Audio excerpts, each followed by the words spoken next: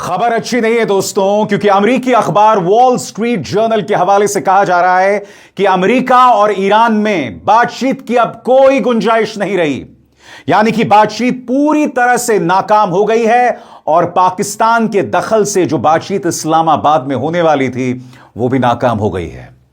इसका मतलब क्या है दोस्तों? इसका मतलब यह है कि आने वाले दिनों में अब अमेरिका और पुरजोर तरीके से ईरान पर हमला करेगा। और इसका एक छोटा सा ट्रेलर हमें ईरान के करज में मिल चुका है, जहां पर एक ब्रिज पर हमला किया गया, एक ऐसा ब्रिज जिसका इस्तेमाल नागरिक करते हैं। सबसे बड़ी बात, ईरान पीछे नहीं हट रहा है। ईरान न सिर्फ अपने सैन्य ताकत का प्रदर्शन कर रहा है, मुजाहिरा कर रहा है, बल्कि वो हॉर्मूज के स्ट्रेट यानी हॉर्मूज जल डमरू मध्य में वो डिवाइड एंड रूल पॉलिसी का इस्तेमाल कर रहा है।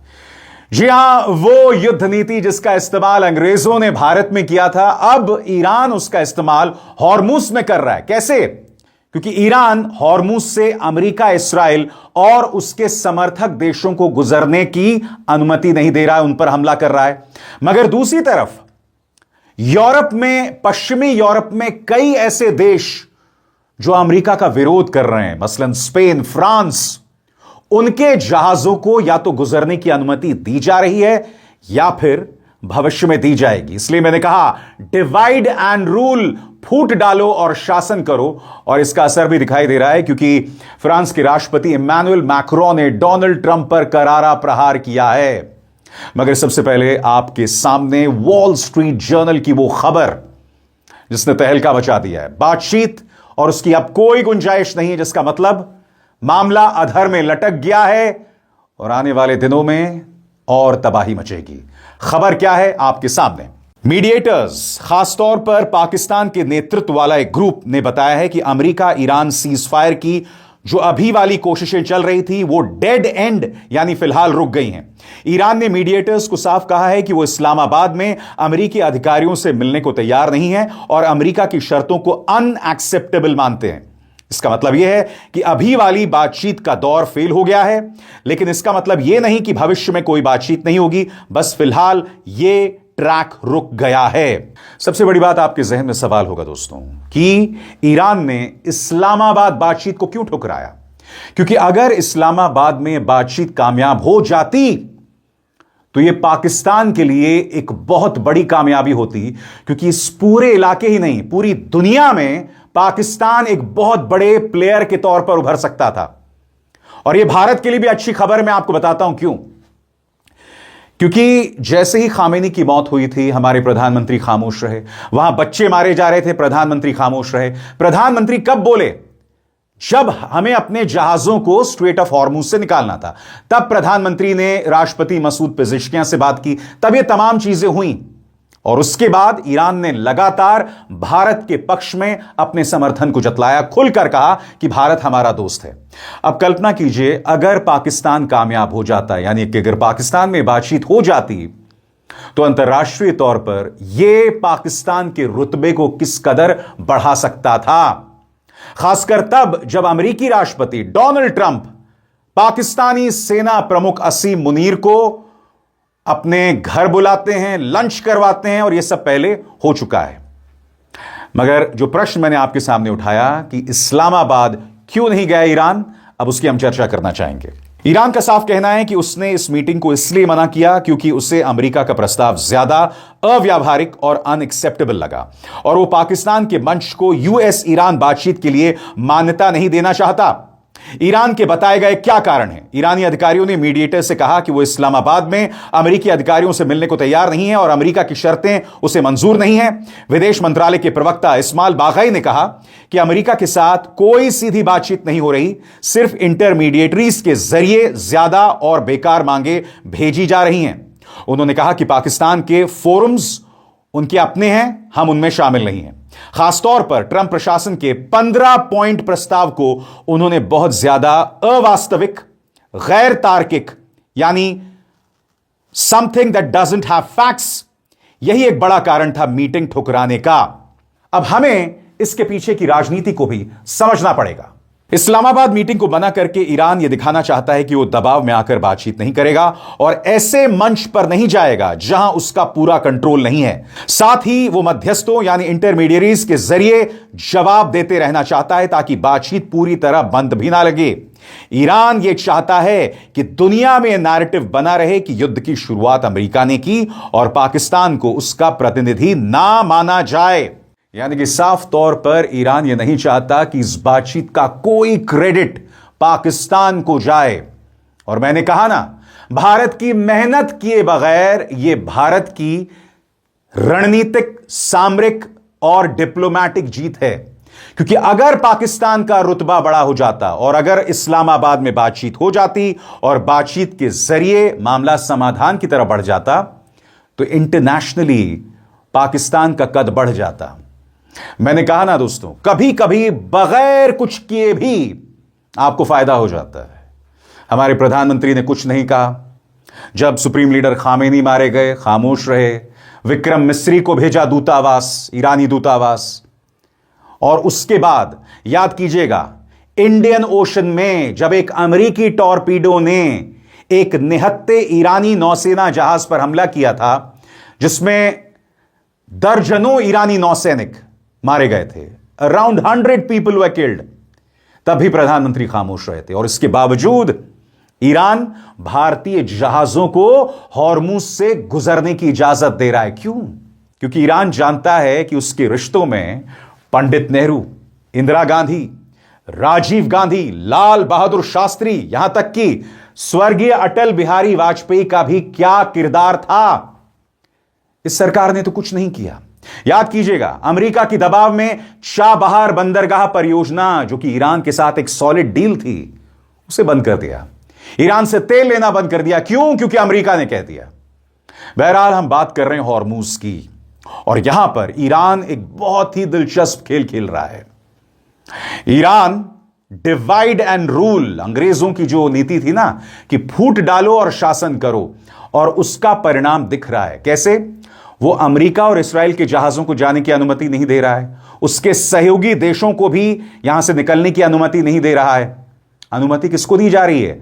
पश्चिमी यूरोप के कई देशों को भी जाने की अनुमति दी जा रही है। उसका परिणाम दिख रहा है जब फ्रांस के राष्ट्रपति ने सीधे डोनाल्ड ट्रंप की नीतियों पर हमला किया कि आपको क्या जरूरत थी ईरान पर हमला करने की, आपने दुनिया को तबाही के रास्ते पर ला दिया है। उन्होंने ईरान की भी आलोचना की, मगर फ्रांस के राष्ट्रपति का ट्रंप और इस्राएल पर सीधा प्रहार या ट्रंप और नेतन्याहू पर सीधा प्रहार बहुत कुछ मायने रखता है। सुनिए क्या कहा इमानुएल मैक्रोन ने। The day you say, I don't like your regime, I don't like your organization, I consider you are threatening your neighbor, so I will intervene and bomb you.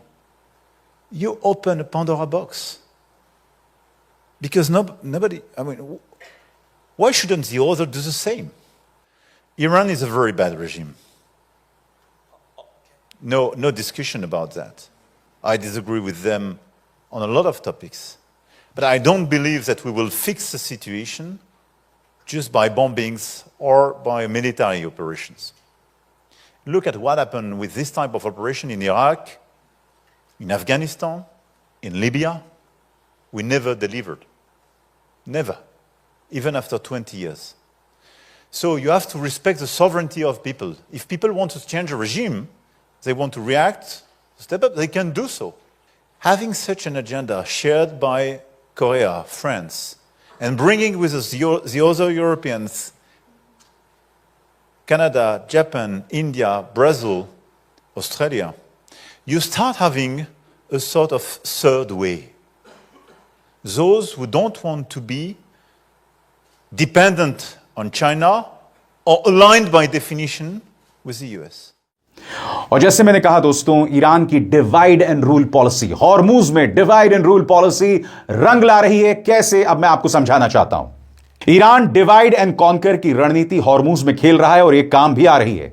Iran ने एक system बना लिया है, अमेरिकी जहाजों को रोकना लेकिन यूरोपीय जहाजों को जाने देना, वो भी तभी जब वो देश ट्रंप के खिलाफ खड़े हों। फ्रांस आज आराम से निकल गया। स्पेन ने हाल ही में एयर स्पेस ब्लॉक किया था और उसे इनाम मिला।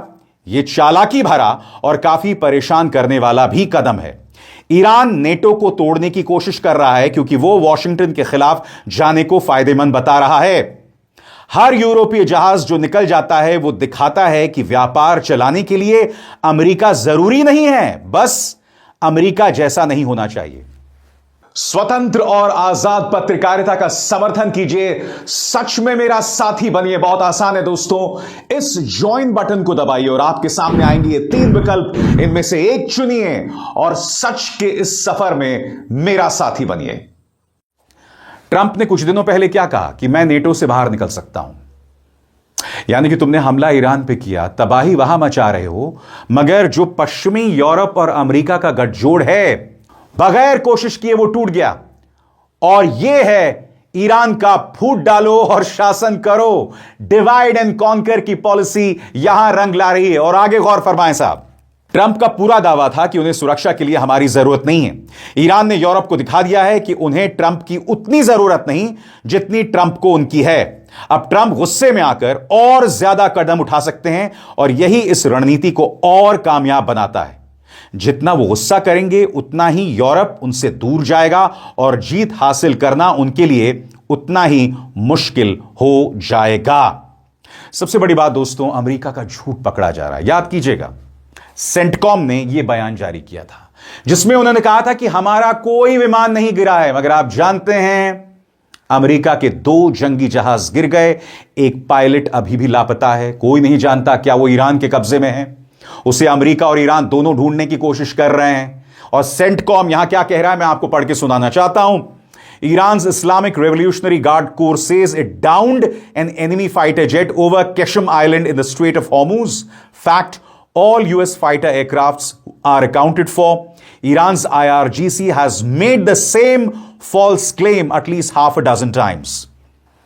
यहां पर सेंटकॉम झूठ बोलने को मजबूर है और ईरान ने ताना कसा है कि तुम ईरान का सत्ता परिवर्तन करना चाहते थे, मगर खुद अमेरिका अपने जनरल्स को हटा रहा है। इसी मंच पर मैंने आपको बताया था कि वहां के रक्षा मंत्री पीट हेगसेथ ने 3 जनरल्स को हटा दिया है।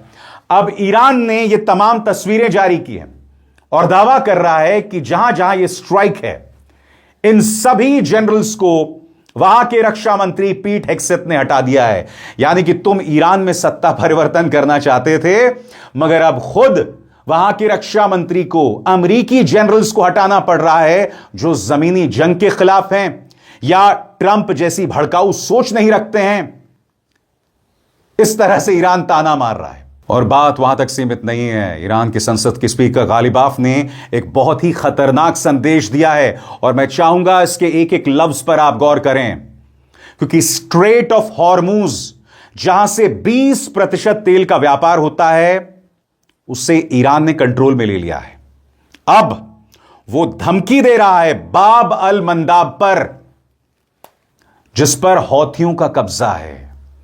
जी हां, बाब अल मंदाब पर उनका यह बयान बहुत मायने रखता है। और याद कीजिएगा, इसी मंच पर मैंने आपके सामने बाब अल मंदाब स्ट्रेट के मायनों की चर्चा की थी। मगर सबसे पहले क्या कह रहे हैं ईरानी स्पीकर आपके स्क्रीन पर?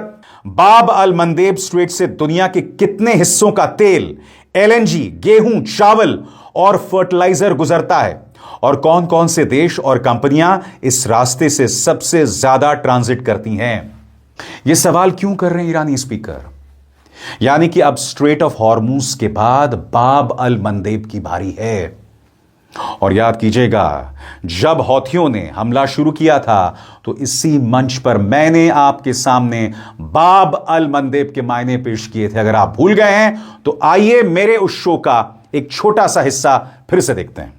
और अब वो अहम सवाल, हौथीज के प्रवेश के बाद तेल के बाजार पर क्या असर पड़ने वाला है? सरल शब्दों में आपके स्क्रीन पर, अगर हॉर्मूज जल डमरू मध्य पहले से ही पूरी तरह से चालू नहीं है और बाब अल मंदेब पर हौथियों का दबदबा या खतरा बना हुआ है, तो इसका मतलब है कि दुनिया के तेल के 2 सबसे बड़े रास्ते एक साथ प्रभावित हो रहे हैं।